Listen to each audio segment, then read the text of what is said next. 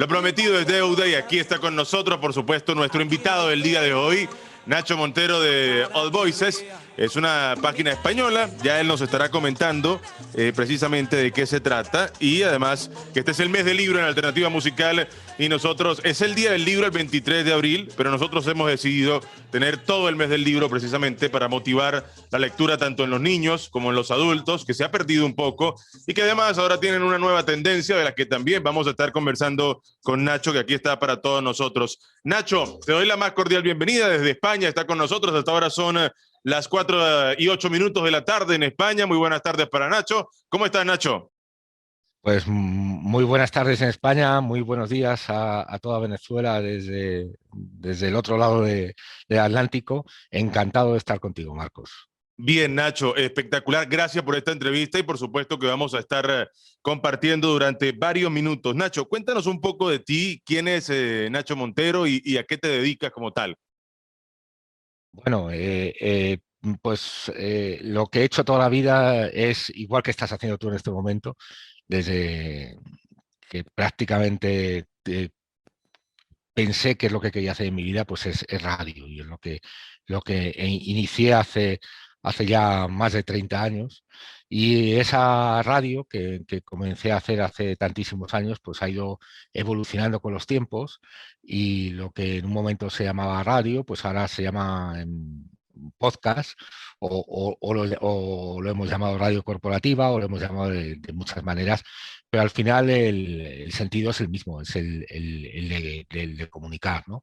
Y comunicar no solamente mediante la radio como tal, sino con los audiolibros, que estamos haciendo muchos audiolibros, con los mensajes corporativos para las empresas, que es algo importantísimo. Entonces, bueno, pues he sido una persona siempre apasionada de este mundo de la radio, no solamente en el plano de la locución, que realmente tampoco es que sea mi fuerte, porque aunque he sido periodista y he estado en muchos programas de radio, pero me ha interesado muchísimo más muchas veces la parte técnica, ¿no? La parte tecnológica de la radio. Y a raíz de eso es con lo que empieza el proyecto en el que estoy actualmente. Ese proyecto es All Voices. Bien, Nacho, Sí, cuéntanos una cosa, porque me dices que te ha interesado también la parte técnica. Cuando hablas de la parte técnica, ¿es ya la parte de edición, montaje, efectos de sonido, o la parte técnica como tal de los equipos, de las consolas, de los micrófonos? ¿Cómo es esta parte técnica que te gusta?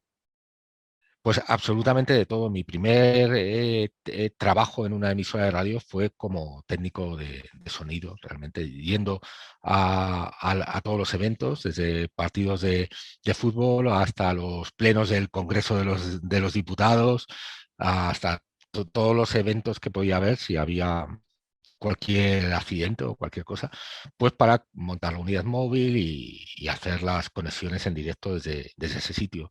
Después como técnico de estudio, ¿no? Manejando la consola y teniendo delante a los protagonistas de la radio. Anteriormente en pequeñas emisoras locales, de esto te estoy hablando que empecé como becario en Radio España, pero previamente pues había estado en emisoras locales de la zona donde vivo y ahí había hecho también programas de radio como locución y algunas personas pues me dieron la oportunidad también de estar al otro lado del micrófono y ahí empecé la parte periodística también dentro de la radio y entonces pude compaginar las dos cosas, tanto la parte técnica como también estar al otro lado del micrófono, que es la que, por desgracia, llevo muchísimos años sin hacer, salvo cuando alguien me brinda la oportunidad, como tú hoy, ¿no? De ponerme al otro lado, pero como entrevistado. Pero igual, compartiendo micrófono también. Y es interesante porque, bueno, casualidades de la vida, me identifico mucho con esos comienzos. También comencé de esa manera en la parte técnica en la radio y por supuesto, aquí le llamamos a transmisiones remotas. No sé cómo le llaman allá en España cuando íbamos a la calle con la móvil. Eran remotas, así le llamábamos y por supuesto había Sí, que instalar el sí, aquí, transmisor. aquí le llamamos de una manera un poco diferente, que en toda Latinoamérica no se llama así, porque el concepto, si lo pensamos, está equivocado, porque llamamos retransmisiones, ¿no? Que podría significar como que es algo del pasado, ¿no? Pero cuando Exacto. aquí hacemos una conexión directa, lo que decimos es una retransmisión. Bien, bueno, aquí le decimos una transmisión remota, así la llamamos, o una remota para abreviarlo. Nacho, Pues interesantísimo y aquí le además, ponemos el re delante y después la transmisión. y además que es interesante porque cuando comienzas desde la parte técnica vas adquiriendo el conocimiento de todo lo que tiene que ver con la radio y luego de esto comienzas también en la otra faceta como locutor. Yo después de esto me di cuenta que estaba el mundo de la radio. Luego del mundo de la radio dije, tiene que haber otro mundo más allá afuera. Empiezo a investigar y empiezo a toparme con los audiolibros, con el e-learning, empiezo a toparme con las audioguías, con las hipoguías, con las centralitas telefónicas y son nuevas, la locución ha evolucionado muchísimo de unos años para acá y por supuesto, buscando entre tantas cosas, conseguí el Voices y por eso también tuve la iniciativa de entrevistarte. Cuéntanos cómo comienza ya este proyecto, cómo materializas al Voices. Pues nos dimos cuenta precisamente de todo lo que tú estás contando, que la locución cada vez tenía mayor protagonismo en absolutamente todo. Lo primero que alguien escucha cuando llama a cualquier empresa, a cualquier gran corporación, lo primero que escucha es la voz de la centralita. Normalmente lo que nos dimos cuenta que esas voces eran voces no profesionales. Normalmente se estaba grabando por la primera persona que había en la empresa para grabar. Normalmente la propia telefonista o secretaria que atendía la llamada telefónica es la que grababa ese mensaje. Pero no se daban cuenta las empresas que eso forma una parte fundamental de la imagen de la propia compañía. Que igual que se está cuidando tanto un anuncio en televisión o un mensaje radiofónico o el logotipo de la empresa, pues que había que cuidar eso, porque es lo primero cuando alguien llama a un hotel, por ejemplo. La primera imagen que se está dando al cliente es esa imagen sonora y que eso había que cuidarlo. Nos dimos cuenta que eso no estaba profesionalizado y que era necesario hacerlo. Después también vimos que cada vez más con el boom de las redes sociales, de plataformas como YouTube o Facebook, las empresas estaban haciendo muchísimos vídeos corporativos y muchos vídeos también de demostración de producto. Y que en esos vídeos era necesario no solamente poner las imágenes en rótulos, sino que era muy importante que alguien se lo contase.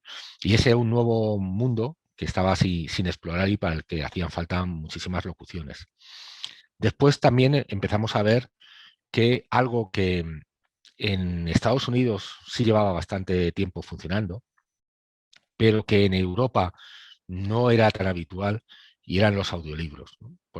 Todos los intentos que se habían hecho, por ejemplo, en España, de hacer audiolibros, se habían hecho con un fin social, los habían hecho organizaciones para que esos libros pudieran ser escuchados por los invidentes. Entonces, pero no estaba el concepto de escuchar un audiolibro de otra manera. Se pensaba que simplemente el audiolibro cubría una necesidad, que eran las personas que tenían dificultades para poder leer y que eso les iba a ayudar, pero no se pensaba en que alguien puede leer un libro de otra manera y que puede estar leyendo un libro, le voy a llamar leyendo, aunque esté escuchándolo, mientras está en su vehículo conduciendo hacia su lugar de trabajo o en el transporte público o en un gimnasio mientras está haciendo deporte o en la playa mientras está tomando el sol o en la cama descansando para conseguir dormirse, igual que puede escuchar también cualquier programa radial.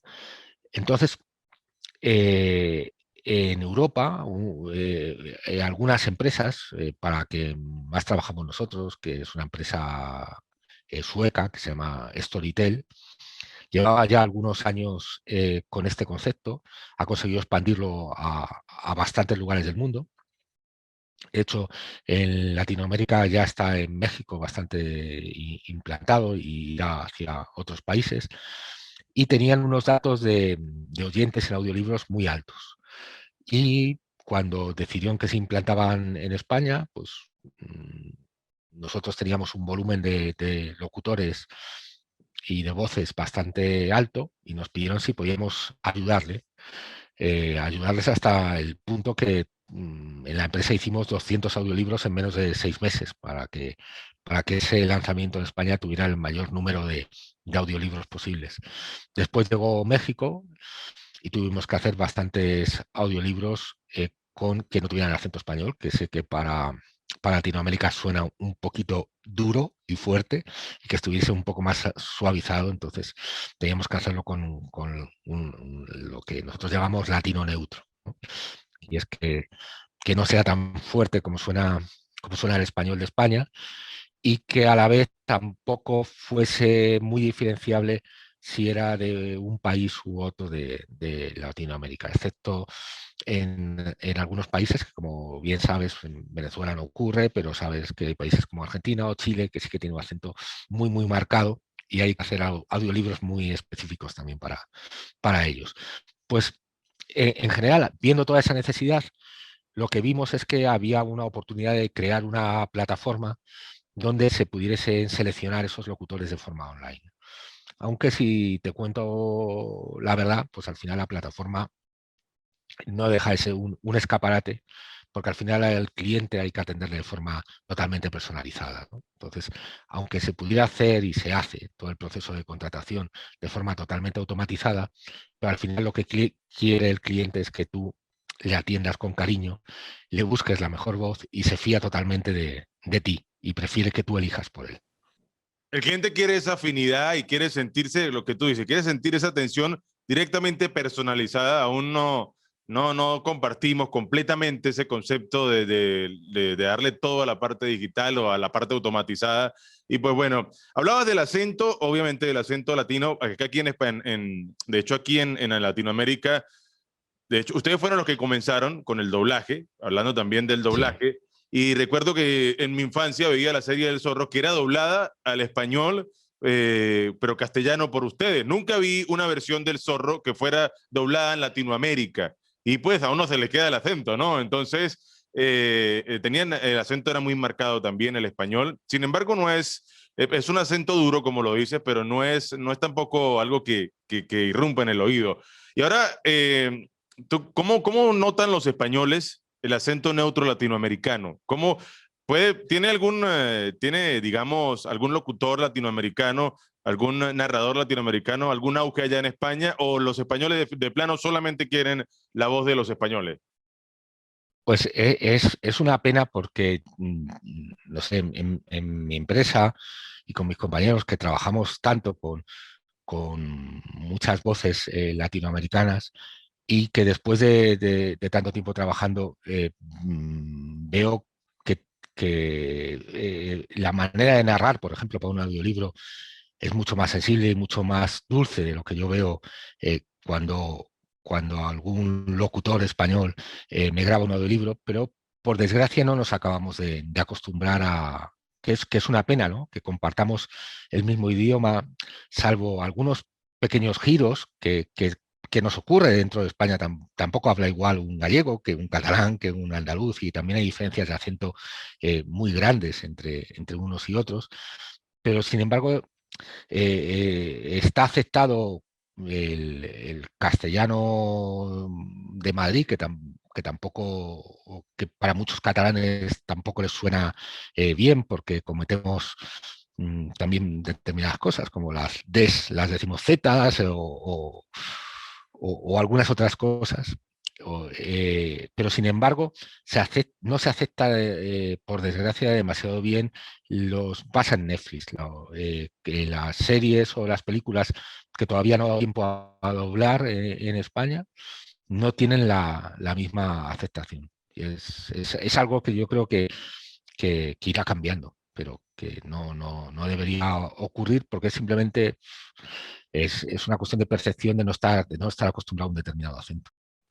Exacto, y bueno, ya algún día debería romperse esa barrera y ese paradigma de que latinos con latinos y españoles con españoles, a pesar de que lo que dice compartimos el mismo idioma.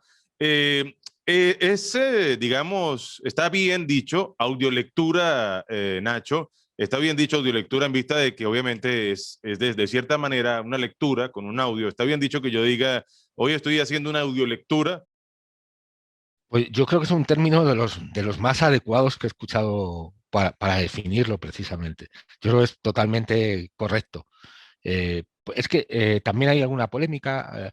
Aquí hay muchas personas que cuando están escuchando el libro dicen leer, otros dicen escuchar, pero realmente el término más correcto sería el que tú has dicho, sería una audiolectura.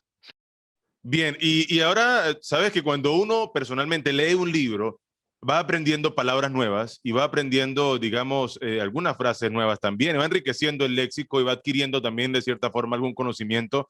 ¿Pasa esto también cuando estoy escuchando, cuando estoy audioleyendo, cuando estoy escuchando algún audiolibro, también puedo enriquecer mi léxico o solamente mi oído va a estar atento y mi imaginación a lo que vaya sucediendo en la historia? Eh, pues el proceso, es que los audiolibros, si quieres, te cuento un poquito el proceso de un audiolibro y también conceptos equivocados sobre un audiolibro.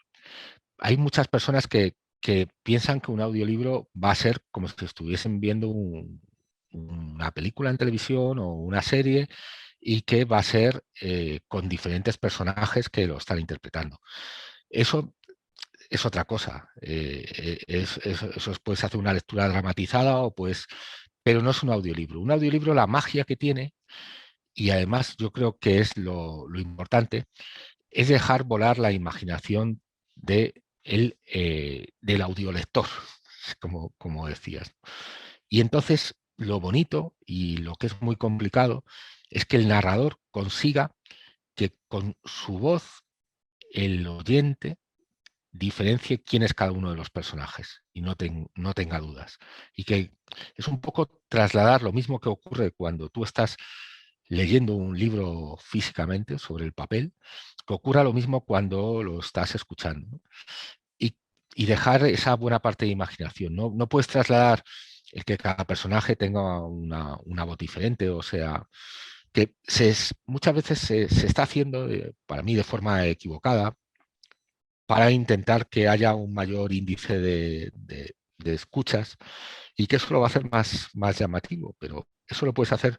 Estamos haciendo últimamente, nos han encargado algunas obras de teatro pasarlas a audiolibro. Y ahí sí ponemos personajes diferentes.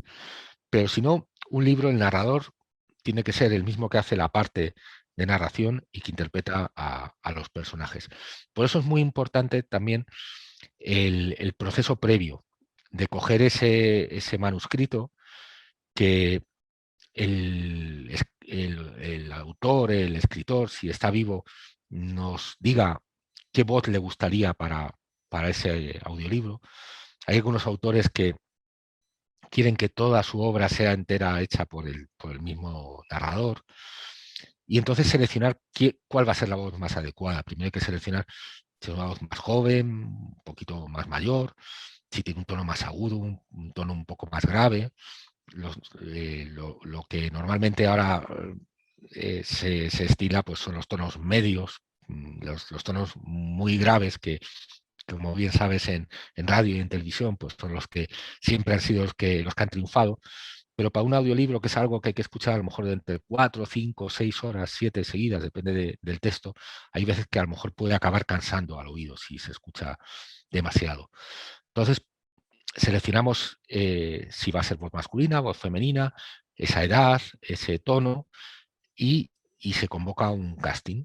Diferentes narradores nos mandan sus muestras y al final la editorial y el autor son los que acaban eligiendo cuál va a ser la voz para su libro. Esa muestra suele ser de 1 minuto y medio, 2 minutos. Muchas veces no da tiempo a que en un fragmento tan corto sepas si realmente va a ser lo que estás buscando o no.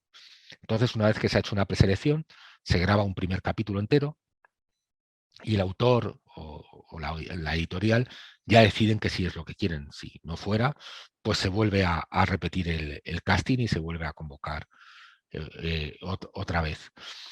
Pero lo importante es que el narrador consiga transmitir lo que quiere el autor de forma sonora, que se respeten en un audiolibro. Las pausas son importantísimas. Si se lee demasiado rápido, al final quien lo está escuchando se agobia. Hay que hacer las pausas justas, que se sepa cuándo se cambia de capítulo, cuándo se cambia de personaje. La verdad es que Es un trabajo muy bonito, pero también muy difícil para que llegue bien. Yo sé que se están grabando audiolibros con una calidad, hay veces un poco baja, y algunas editoriales últimamente nos están diciendo que están empezando a grabar audiolibros también con voces robóticas, y una voz robótica pues al final no va a conseguir transmitir de ninguna manera el sentimiento. Eso les va a poder a la editorial pues poner a la venta y en distribución en las diferentes plataformas muchísimos libros de forma muy rápida. Pero yo, y es mi opinión personal, eso lo único que va a hacer es al final quitar prestigio a la editorial, al autor y a a la propia obra. Es como si te encuentras un libro en papel mal encuadernado, con faltas de ortografía o que le falta una página. Pues exactamente lo mismo. Yo creo que hay que cuidar el audiolibro igual que si fuera un libro en papel. Y eso es lo que va a poder eh, llevarnos un paso más allá en los audiolibros, y que al final, que es el objetivo, es que cuando una editorial dentro de pocos años no se plantee nada más que sacar su obra en tres formatos: en papel, en libro electrónico y en audiolibro. Ese es el objetivo. Bien, entonces, de acuerdo a lo que me dices, Nacho, un audiolibro simplemente es, bueno, para que los oyentes lo entiendan, son las 10:29 en todo el territorio nacional. Estamos a través de Sinergia 89.7 FM presentándoles Alternativa Musical, hoy con un invitado especial, Nacho Montero de allvoices.es. Él es, por supuesto, el propietario, el dueño de la página, y además ha tenido amablemente que compartir con nosotros el día de hoy. Bien, Nacho, entonces el audiolibro es simplemente grabar en voz un libro, un texto ya escrito por alguna editorial y convertirlo en voz para que la gente pueda escucharlo. Ya estaremos hablando también de dónde lo pueden escuchar, pero hablabas algo de respecto a las voces, que siempre, por ejemplo, la radio ha tenido el paradigma de las voces graves, y hoy en día es que se está permitiendo las voces medias y las voces agudas, pero dices que es preferible para un audiolibro una voz media. Sin embargo, apreciaba hace unos días atrás un estudio que hizo una compañía también española, donde decía, donde se entrevista a un cierto número de personas y concluían que eran predirectas las voces graves masculinas a las voces medias y agudas, y que también ahora se está optando por el audio binaural. Entonces, Sí. que los audios de preferencia eran el binaural y el audio estéreo. ¿Qué puedes decirnos tú al respecto, por ejemplo, por qué cansa el oído una voz grave luego de 3 horas? Es la percepción que a nosotros nos han mostrado simplemente por la experiencia. También cuando publicamos un libro con una voz excesivamente grave, y podemos ver, no lo podemos ver con grandes bestsellers, porque ahí siempre van a tener audiencia, pero en determinados libros que no tienen tanto éxito, sí podemos ver en la estadística que tienen una audiencia más corta en el tiempo, que la gente se cansa antes de escucharlo. Pero la preferencia, si escuchan los 2 minutos, 3, 4 del fragmento inicial de demostración, ahí sí se pronuncia todo el mundo por una voz grave, por un motivo. Y tenemos muchas voces graves. Ahora mismo los libros que tenemos en producción, la mayor parte de ellos están hechos por voces bastante graves, porque son actores de doblaje, que en el mundo del doblaje, en la voz masculina, bueno, y en la femenina, la voz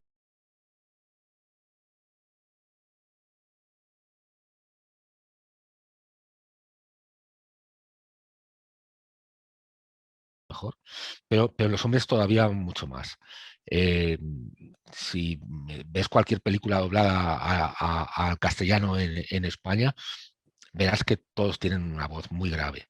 Entonces, nuestro oído sí está habituado a escuchar esa voz, y si escucha una voz de otro tipo, no le gusta. Sin embargo, en publicidad, salvo que ese actor de doblaje sea una persona muy famosa, te voy a poner un ejemplo de España.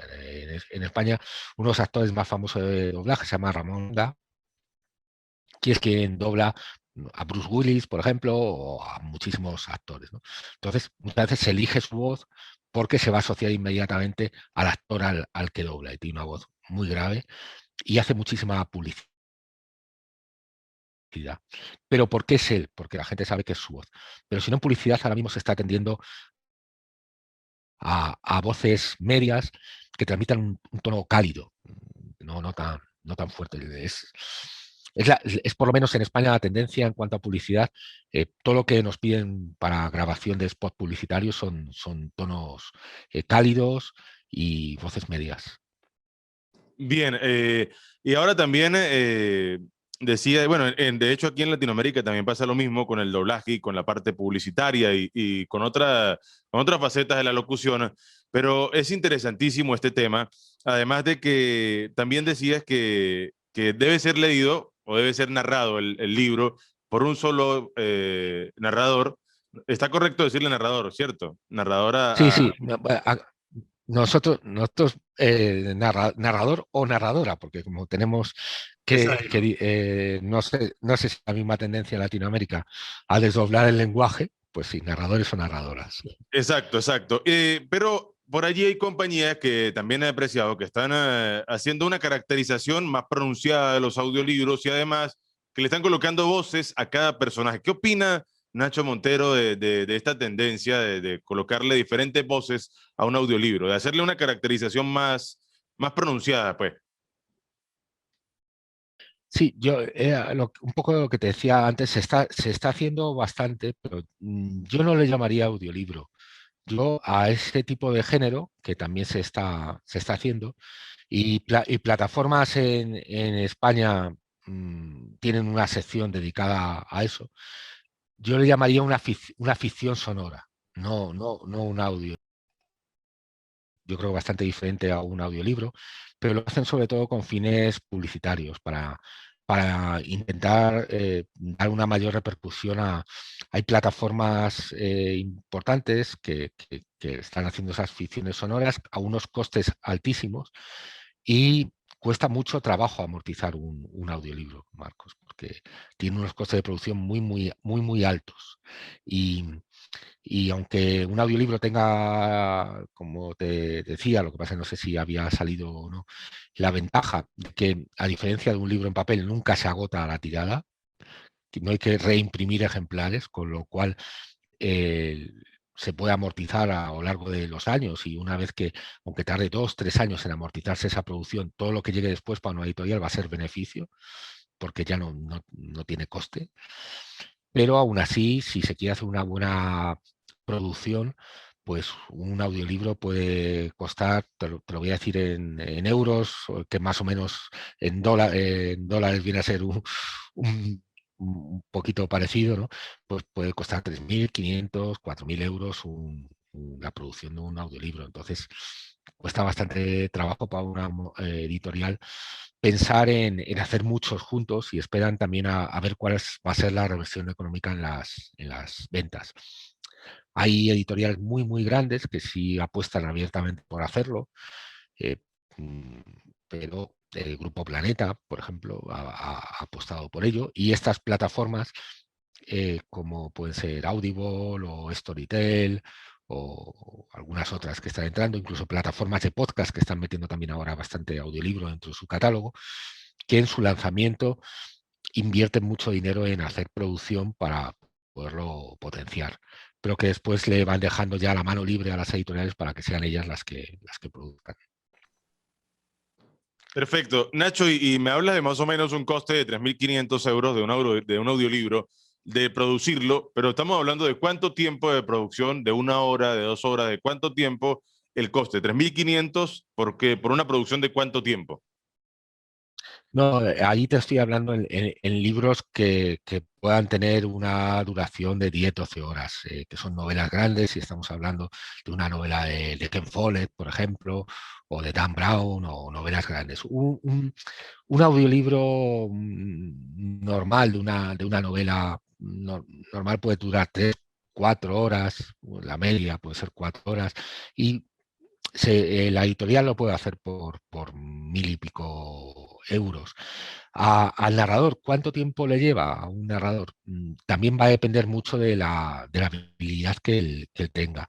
Nosotros tenemos calculado que por cada hora válida de narración, él va a tener que emplear unas 2 horas, pero hay otros narradores que les llevan mucho más tiempo. Sí, aproximadamente unas 2 horas. No estamos hablando de profesionales. Hay personas que se están intentando introducir dentro del mundo de la narración de audiolibros, no están tan habituadas a hacerlo y a lo mejor les puede llevar mucho más tiempo. Realmente les compensa si se quieren dedicar en el futuro a eso porque irán perfeccionando, ¿no?